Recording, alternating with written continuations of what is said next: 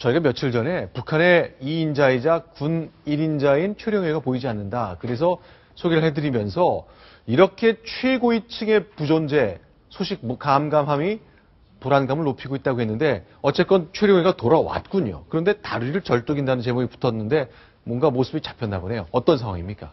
예.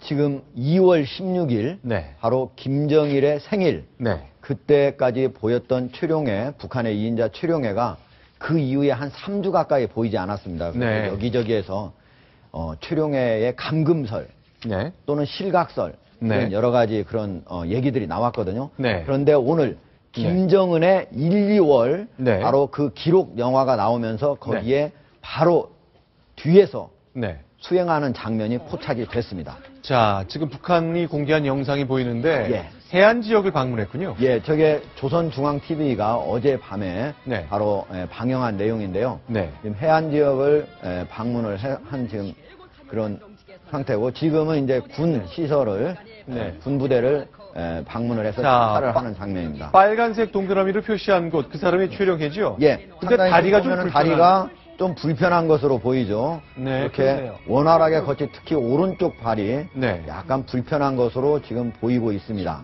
네. 저 지금 건강 상태가 어떤 걸로 봐야 되나요?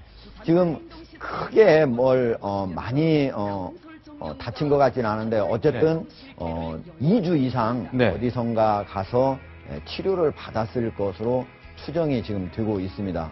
지금 상태에서도 상당히 저 상태는 2월 23일 이후의 영상으로 지금 현재 네. 추정이 되는데 네. 그렇다면은 일주일가량은 어디선가 네. 다리를 좀 치료를 받지 않았을까 네. 이런 추측을 해볼 수가 있습니다. 뭐 설마 좀 다른 나쁜 일이 있었다거나 그렇게 짐작하기엔 근거가 좀 희박한 거로. 그렇죠. 그 지금 네. 전체적으로 잠적이라고 말하기도 좀 어렵지만은 네. 언론에 공개되지 않은 기간이 2주 이하로 아주 짧기 때문에 네. 단지 좀 몸은 불편하지만 정치적인 위상은 전혀 이상이 없다. 네. 이렇게 이것이 확인됐다 이렇게 말씀드릴 수가 있습니다. 알겠습니다. 자, 그러면 북한과 관련된 남북 관계 전반을 관리해야 될 것이 이제 통일부 장관인데요. 오늘 상황을 좀 정리하면 우리가 이산가족 정례화하자면서 북한이 제안했는데 북한 야멸차게 거절했습니다. 지금 소개드릴 영상은요. 북한의 거절에 앞서서 6일째 통일부 장관이 내놓은 얘기인데 재미있는 표현을 썼고 단호한 입장을 밝혔습니다. 같이 보시겠습니다. 북한이 우리와 한 약속을 지키지 않는다면 좀 속된 말로 얘기하면 국물도 없다. 약속을 지켜라. 우리도 약속을 지킬 것이다. 과거 한국 정부를 대하듯이 우리를 대하면 안 된다. 저는 그런 것들이 북한에게도 전달이 됐다고 봅니다. 최근에 나타난 현상일지 모르겠는데 박근혜 대통령도 이제 통일은 대박이다 그랬듯이 6일째 장관도 굉장히 상징적인 쉬운 표현을 쓰면서 임팩트 있게 메시지를 전하네요. 예. 국물도 없다 이렇게 얘기했네요. 예. 그러니까 이제 우리가 네. 남측에서 먼저 이산가족 정례화, 네. 이산가족 상봉의 정례화를 이제 논의를 하자. 네. 그러기 위해서 남북 적십자 회담을 이제 갖자고 했는데 네. 북한에서는 바로 오늘 오전에 네. 판문점 연락관 채널을 통해서 조선 적십자 중앙위원회 위원장 명의로 네. 지금 남북 관계로 봐가지고는 네. 바로 이산가족 상봉 정례화 이런 거를 논의할 그런 분위기가 안 돼 있다. 분위기조차 안 돼 있다. 그게 첫 번째 이제 분위기 문제를 하나 삼았고요. 네. 두 번째는 이렇게 중요한 문제는 네. 그러니까 한 번씩 만나는 거는 그냥 적십자끼리 얘기를 네. 해도 되겠지만은 네. 상봉의 정례화 문제 이거는 아주 중요한 문제인데 네. 이거를 적십자 회담에서 다루는 거는 적절치 못하다.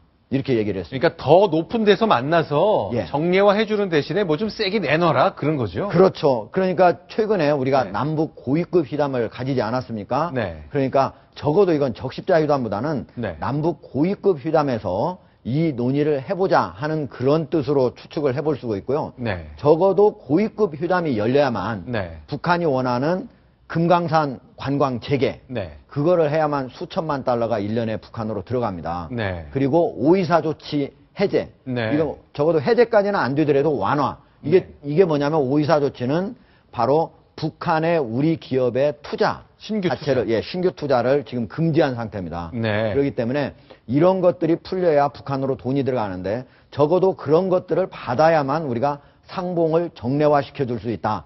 이런 것을 시사했다고 볼 수가 있습니다. 그렇죠. 그동안 과거 정부 때도 뭐 DJ 정부, 노무현 정부 때도 이산가족 한 번 할 때마다 수천억에 해당되는 쌀과 비료를 줘야만 성사됐었잖아요. 그렇죠. 근데 지난번이 거의 드물게 별거 주지 않고 성사가 됐기 때문에 북한으로서는 정례화, 그걸 맨입으로 이런 생각을 깊게 갖고 있는 것 같습니다. 그래서 네. 우리 남쪽에서 네. 이제 인도적인 것은 인도적인 것대로 하고 네. 그다음 나머지 또 문제는 나머지대로 또 하자. 대신 신뢰가 쌓이면 점차 나아갈 수 있는 거 아니냐. 이게 네. 우리 정부의 입장이고요. 네. 북한 같은 경우에는 그래 한번 이산가족 한번 하는 거 우리가 믿고 네. 먼저 해줬으니까 너네가 좀 성의를 먼저 보여야 될 거 아니냐.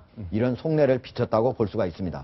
알아서 성의를 보이시라. 뭐 예. 그런 얘기인 것 같군요. 과연 원칙론을 강조해온 박근혜 정부 과연 어떻게 나올지, 공물도 없을지 아닐지 한번 지켜봐야 될 일인 것 같습니다.